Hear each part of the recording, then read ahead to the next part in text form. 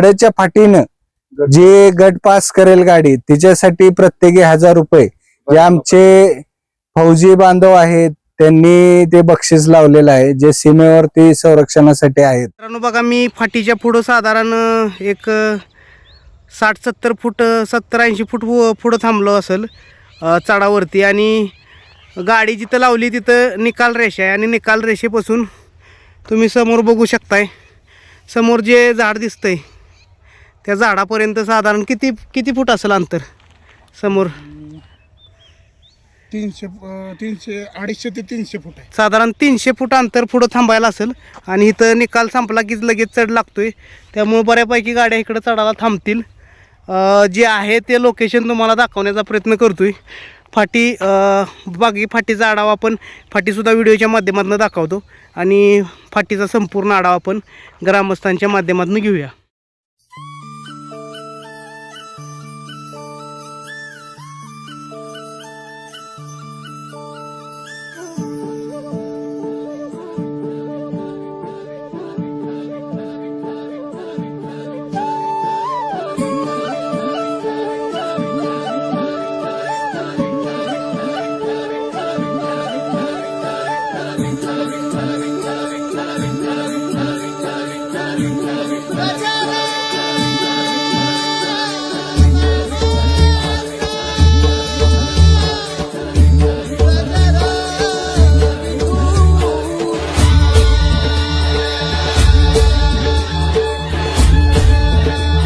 मंडळी, जय जवान जय किसान. आज आपण विट्या शेजारील गाडगेवाडी छोटस गाव, मित्रांनो 100 घराचंच गाव आहे, परंतु गेल्या वर्षी आपण बघितलं एक आपण म्हणतो ना मर्दानी नाद, बैलगाडा शर्यत आणि कुस्ती अशी एक जातीवंत गाव या खेळातलं असणार गाडगेवाडी. या गाडगेवाडीच्या आपण फाटीवरती आलेलो आहे. दिनांक आहे 17/5/2026 रोजी भव्य दिव्य एक आदत एक बैल असं मैदान या ठिकाणी पार पडणार आहे. या मैदानाचा संपूर्ण आढावा, त्याचबरोबर आपल्या बरोबर सर्व आयोजक मंडळी ग्रामस्थ आलेले, त्यांच्या माध्यमातून आपण या मैदानाचा संपूर्ण आढावा घेऊया. नमस्ते. नमस्ते. सर्वात प्रथम मैदान कशा निमित्त आहे किंवा काय सांगताल? मैदान आमचं हे जानाई देवीच्या यात्रेनिमित्त आहे, आणि गेल्या वर्षापासून आम्ही मैदान सुरू केलेलं आहे. गेल्या वर्षी प्रथम पर्व झालंय, या वर्षी हे द्वितीय पर्व आहे जानाई केसरी. नक्कीच आज आदतची बैलगाडी शर्यत मैदान ठेवलेली, त्याचबरोबर कुस्त्याही ठेवल्यात, काय सांगताल? कुस्त्याही फार चांगल्या पद्धतीच्या जोडलेल्या आहेत. नामांकित मल्ल आमच्या गावामध्ये येणार आहेत. गेल्या वर्षी थोडं वातावरणामुळे नैसर्गिक म्हणजे पाऊस असल्यामुळं कुस्त्या होऊ शकल्या नाहीत, पण आमचं मैदान हे बैलगाड्याचं मैदान आमचं झालेलं होतं. नक्कीच. आणि आता काय सांगताल, बक्षीस वितरण किती आहे किंवा प्रवेश फी किती असणार? आता बक्षीस आमचं प्रथम क्रमांकाचं बक्षीस आहे 71,111 रुपये, द्वितीय क्रमांकाचं बक्षीस आहे 51,111 रुपये, तृतीय क्रमांकाचं बक्षीस आहे 41,111 रुपये, आणि चतुर्थ क्रमांकाचं आहे 31,111 रुपये, आणि पंचम क्रमांकाचं आहे 21,111 रुपये, आणि 6व्या क्रमांकाचं आहे 11,111 रुपये, आणि 7व्या क्रमांकाचं 7,700 रुपये 77 रुपये आहे.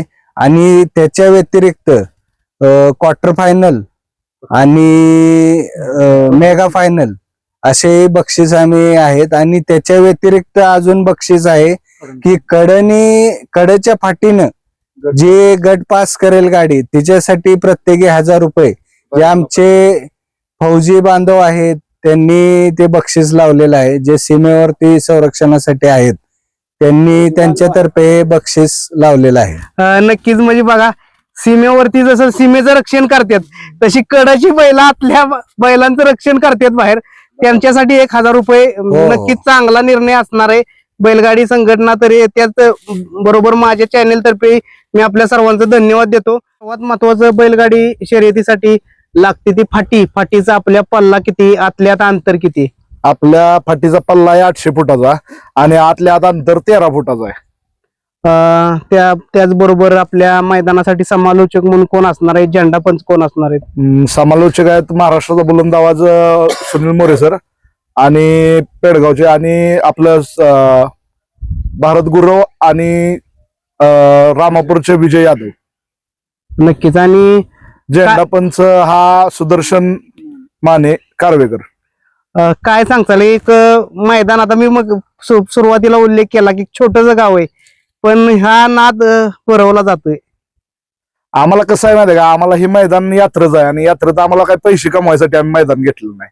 आम्ही त्यासाठीच कडनं पळणाऱ्याला आमच्या फौजी बांधवांनी ड्रायव्हरला 500 आणि गाडी मालकाला 500 रुपये आम्ही बक्षीस लावले. त्यात क्वार्टर फायनल कुठेही 3000 नसतोय, आमचा क्वार्टर फायनल प्रत्येकी 3000 रुपये आहे.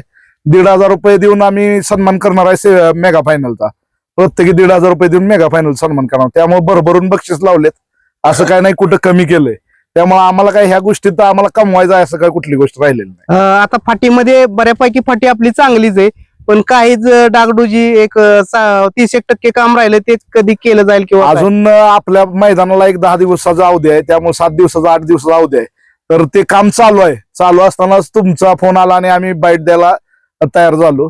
कामाचं अजून थोडं 30% म्हणताय तुम्ही, पण आमच्या यानं 40% काम राहिले.